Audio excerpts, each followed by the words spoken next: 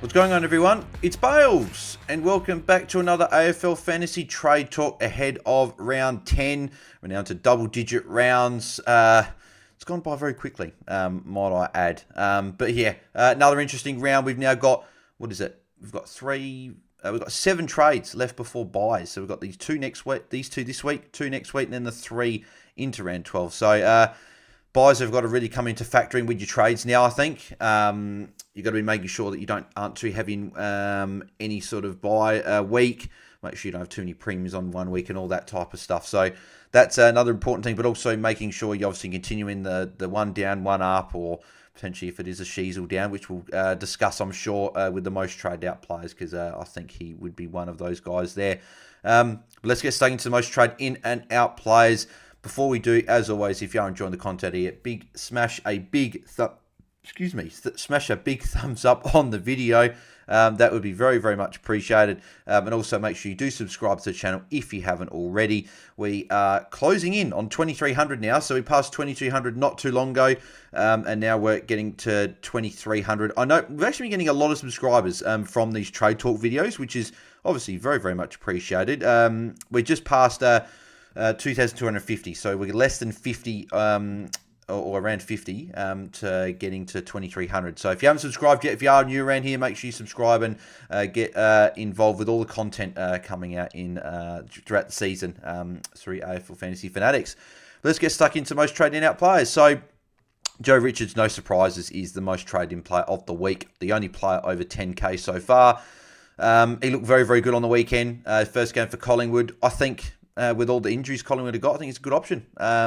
Even when a couple of those guys come back, I think Richards is not going to be a guy that's going to be taken out straight away. So I think Richards is a good play. Obviously, the hope is that he gets to his round 15 buy, makes us 150k, would be fantastic, and trade him at about 400k or so, and you're laughing. So, yeah, I think Richards is my favourite rookie downgrade of the week, so I do like him as a pick. Clayton Oliver, next on the list, nearly 10k. I've jumped on him already. He's also a great option coming against West Coast this week. He's looked good the last 2 weeks, getting back sort of towards Clayton Oliver type scoring that we've seen from him in the past. I don't think he's going to get to the heights that he has of averaging like your 110s and whatever throughout the season, like previous seasons, but I think for a guy that you can bring in at priced at what I think around the 80 odd mark, and he scored 99 and 106 in the last 2 weeks. If he can score about 100 or average 100 to 105 for the next sort of 6 to 7 weeks, and we can trade him later on in the sort of the piece and go up to a bigger premium. If obviously Oliver doesn't hit the 110s, but he's got the ability to be going over averaging 110. So I like him as a pick. He's underpriced. He's got West Coast this week. Great matchup. He's got some good matchups as well to come before the bye. So I like him as a pick. A few people might be worried about here, T.O. Traeger Park. That is in Alice Springs. It's not as bad as Darwin, and it's during the day as well. So it'll just be a hot game, but that will be fine. Bruce Revel, nearly 4k jumping on him. He's probably my next favourite behind Richards. I like Revel for his job security. I think his job security moving forward is good. I think the Richmond matchup this week is also good. You could potentially maybe even loop him and see how he scores on Saturday night. And then if he doesn't score well enough, you can play Harley Reid on field. So you might be able to do something like that. I don't mind that. Hawthorn after that as well. And these guys obviously got that early buy. So yeah, I like Revel as an option. -4 break even. I forgot to say as well with Richards, he had a negative 13 break even as well. So that's another good thing about him. So those two I like. Joel Frazier, I would prefer the other two guys. I'm not sold on Frazier. Scored well, 62 against Richmond last week. I want to watch him again this week. -1 break even. So if he scores well, he's still going to be under 300k unless he goes obviously over 100. I'd rather watch him this week, see how he goes, and if he puts up another good score and holds his spot, he would be a guy then the week after I'd potentially be looking at. But this week, I think we've got other options to be looking at. Lockie Sullivan could be one of those. A few people didn't jump on him last week, 3.1k jumping on him. I think I prefer Richards, because I think when DeGoey and Mitchell come back, Sullivan would potentially be a guy to go at, whereas Richards is playing as a forward. So I think Richards would hold his spot over Sullivan. So I like both. I think I prefer Richards with the lower break even, a little bit cheaper as well. But I don't mind Sullivan as well. So he is also a guy you could look at. Nick Dacos, there really isn't much to be added with Nick Dacos. 3k jumping on him. And those people obviously are just ones that haven't quite gotten onto him yet, like maybe like myself last week where they had to deal with the rucks. Thankfully, I was able to still get Dacos in and work around a little bit, but a few people that didn't do that are getting Dacos in this week, and I think you have to. 84 break even. He's now only dropped 69k for the season, so he's now rising back up towards that price, averaging 104, back-to-back scores of 122, 131. Crows, Freo, Dogs, Melbourne and North in the 5 before the bye. It just sort of ticks a lot of boxes. So, yeah, Dacos is one you just have to get in. Sam Walsh, solid option. I just worry... The only thing I worry about Walsh is this consistent ceiling, if that makes sense. I know he's hit 2 140s, which has been great. Like, he's been a great pick. If you picked him up, fantastic. I think my issue with it is he's 960k now. So he's expensive, and you've got a lot of midfielders around that price that you could go for. You've got a Caleb Sarong who's got a better buy. You could go Jordan Dawson. You could even pay just over $1 million and go get a Zach Merritt if you want. You've got a Josh Dunkley who's got great matchups to come. And he's got obviously the round 12 bye, but if the round 12 bye doesn't matter, then you could look at him. You got Bont who's cheap. You've got people might look at a Brayshaw or a Laird who are a bit cheap. I think I'd almost rather Walsh over those guys just because I think Walsh is closer to a top 8 than those guys. So, yeah, there's a few good options. Is it Butters as well? Butters, yeah, definitely. Well, we'll talk about Butters soon. But, yeah, Butters I'd probably rather over Walsh, a little bit cheaper and a better buy. So, but, hey, if you're keen on Walsh, I couldn't talk you out of it. He's been great. He's been a great pick. He's gone over 100 in every game. So, he's been very, very good. Tom Green is it the 8th most trading player? Yeah, 8th most trading player. I don't mind going early. 1.7k jumping on him this week. 133 break even. He can hit that any week, so I'm not really too worried about the low break even. For me, in my own team, I'm going to be waiting until round 13 to pick him up, just because I've got other things I can do this week that I like doing, and I can wait for Tom Green till after his bye. So that's why I'm going to wait for Tom Green. There is a chance I could get him this week. I'm certainly not going to rule it out, but at this stage, I'm looking at bringing him in post his round 12 bye, so I'll be waiting. But I like him as a target this week if you want to go there. Zorko, it's almost becoming a point where we almost got to bite the bullet and bring him in.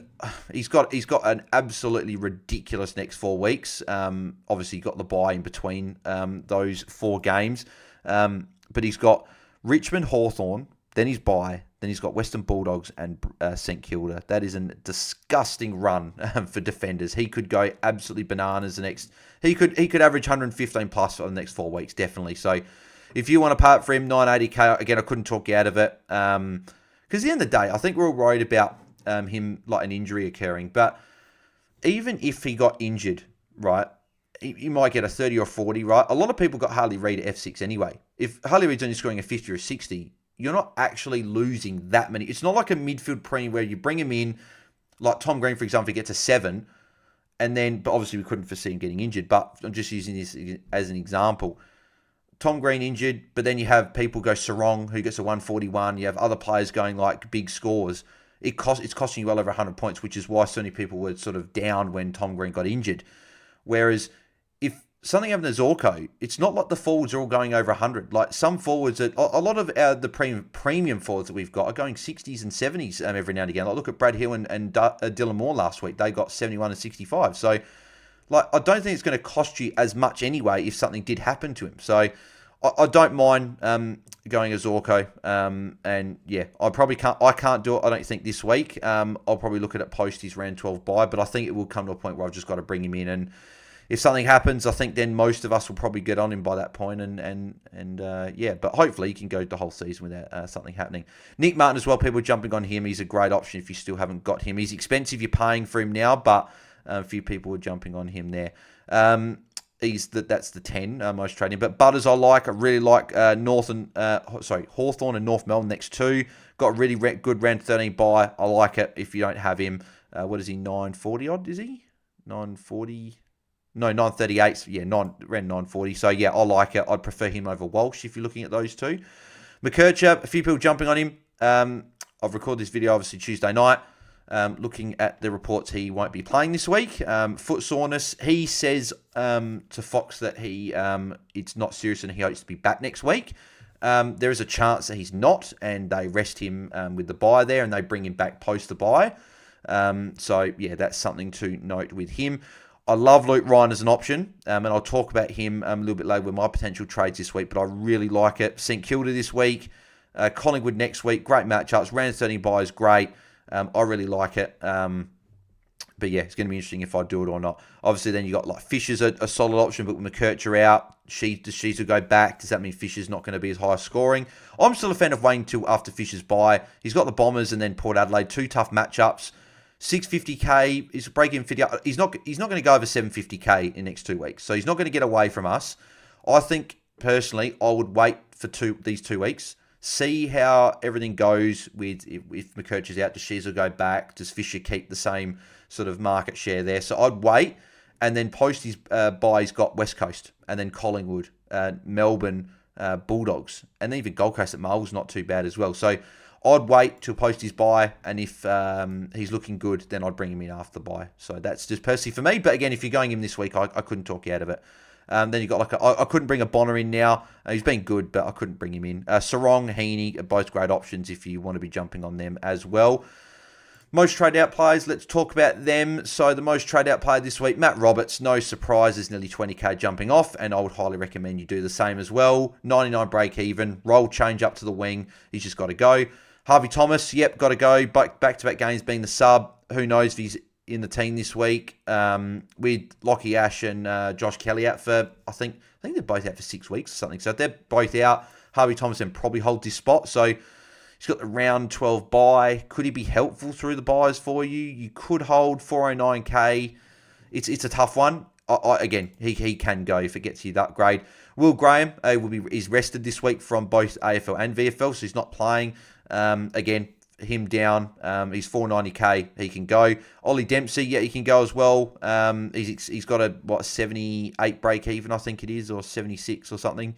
But his break even is still fairly 77. Well, right in the middle, 77. So yeah, he can go. He hasn't put up a good score for a few weeks now, so he can go. Harry Sheezel. So Sheezel's the interesting one. I'll talk about this for a sec. So me and Tim spoke on the pod on Sunday night. I was pretty much all week I've been very sort of consistent with what I'm saying. I think Sheezel is almost it's team dependent depending on if he's a priority. But for my own team, I think he's a priority to move because I'm in a scenario where I can actually get rid of him and go him down to someone and get an upgrade up on the other end. Obviously, the spanner that's been thrown in is the fact that McKercher is not going to be playing this week. So I would imagine that Sheezel goes back into defence. It's interesting because McKercher has said that it's not too serious and he hopes to be back next week. That's obviously him saying that. Whether North Melbourne risks him next week or they just say, mate, take the week off and you can have an extra week after that off with the bye and then come back post the bye. The Sheezel one's very interesting. He's got a break in at 167. If he's to score back-to-back hundreds in the next 2 weeks, so just bang on 100, he would still go down towards 900k. So he would drop nearly 100k. He's got 2 tough matchups against the Bombers, and if he does move to halfback, Guelphy would probably go to him. So that's a tag coming, and then he goes into Port Adelaide. So even with McKercher out, there is still a scenario where I personally trade him, and I think there's a scenario where you could still trade him and look at the buy and the break even, but it's become less of a not slam dunk trade, but it's become less of a good trade to go him down because of McKercher being out, because Sheezel could go back in the defence. There is a scenario where they just put Bailey Scott into more of a distributor role. Hardiman might get a little bump as well, and they keep Sheezel in a mid-forward role. So, yeah, it's going to be interesting to see what happens there. It could be a bit of a season-defining sort of trade if you trade him out or whatever. So, yeah, it'll be very interesting to see. But, yeah, that's probably what I've got to say on Sheezel. 4.3 have jumped off so far. That number might drop down again because of McKercher being out. But, yeah, very, very interesting. Harley Reid, yep, I think it is time to go. 3.7 are jumping off him. He's still going to be highly owned. A lot of people probably aren't going to be trading him in the forward line. But if you're in a scenario where you don't have a Heaney, a Flanders, if you've only got Sharp and maybe closing your midfield, your defenders are full, and you're looking at a forward upgrade, I think you could do Reid to Zorko if you've got that bucket load of cash of 350k to go up there. You could do it. Reid's probably a low priority for my own team just because I think a lot of people are going to have him in F6. It could be one where you jump off early before the crowd does. You bring in, if it is a Fisher or a Grind Myers or someone like that, and then they go an 80 or a 90 and Reed drops a 50, then you've got that 30, 40 point upgrade for the week, and so you're on your way. So it could be a play that you look at, and it's definitely time to go in terms of his break even is up at, what is it, 60, 62 or something? Yeah, 63. He's averaging 63, so it's right on his average. So he could go, but he did give away 3 free kicks. Could have easily been a 70 last week. Cadman, yep, time for him to go as well. He got 25 last week. He's going to start dropping in cash, so he can go. Williams can go. Who knows if he's back this week, but I don't really care if he's back this week or not. He can just go. Fife can go as well. Scored a 58 last week, but again, if you've got other issues, he's had his rest, so he's probably going to play through to his round 13 bye as well. And then Elliot Yeo is the 10th most traded out player. There's a chance apparently that he could play this week, so if he does play, you could hold. But it's also a scenario where if you couldn't get rid of him last week, but you're still looking at trading, you can still trade. He's done a great job for us, averaging essentially around the 90 mark. He's got a 117 break even. Who knows if he re-aggravates an injury, potentially if he comes back this week. So I would still trade if you don't have any other issues. And obviously if he's out, then it's a definite trade. Lazaro, Howes, both can go. Power probably not worth going just because besides one game, he's gone over 70 every game. It's probably just a hold till his buy, and we can reassess throughout the buys, the forwards. Dersma can go. Sanders, I don't know if he's coming back, even with 42 touches, so he can go if he's not back, and same with Dersma. Campbell can go. And then Cherry, Drew can go as well. Cherry, for me, again, if you're in a luxury position and you can trade him up to a Marshall or an English, or if you don't have Gawn, you could go there. You definitely could do that. That's definitely a play. So I couldn't begrudge anyone that traded out of Tristan Cherry, especially if you got Jordan Sweat on your bench and you wanted to bring in Sweet as your R2 for the time being and go Cherry to a midfielder. Go even like an Oliver, you make cash through that. So that's a play you could look at as well. So my top 5 trade targets for the week. I think at number 1, I would have Clayton Oliver with the West Coast matchup. He's cheap, ticks a lot of boxes. He would be number 1.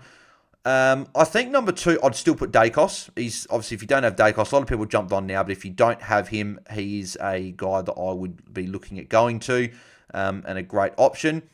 I think number 3, I would have. I think I'll probably have Zach Butters there at number 3. Hawthorn and North Melbourne next 2. Good buy, ticks a lot of boxes. So I'd put him at 3. I'd put Joe Richards at number 4 as a downgrades. He's my top downgrade option. Probably could have been higher. Probably could have been maybe the second best option for the week. I just think when people are probably looking at upgrade, they're probably getting a Richards or someone anyway. So I thought I'd put the other guys ahead of him. But Richards be number 4. He'd be my top downgrade option. And I'll sneak Luke Ryan here at number 5. If people are looking for a defender and they need a defender, which is probably not a lot of people, I just think the St Kilda matchup going into Collingwood, round 13 by ticks a lot of boxes, but a lot of teams aren't going to be looking at a defender anyway, so they might be looking at it like a Sarong you could go instead. St Kilda, I think that was the first time we really got tagged last year. Was against St Kilda, so that could be a bit of a flag there. Dunkley I love as well. If you've got that cash, the only reason he's probably not higher on the trade targets this week is because he's so expensive at $9.89. But I love him. He's got 4 great fixtures in a row now, so yep, he could definitely be an option. I like Bont as well. Obviously, probably not the instant reward this week. Merritt as well has got North, good matchup. Petrarca you could maybe take a punt on, but I prefer Oliver.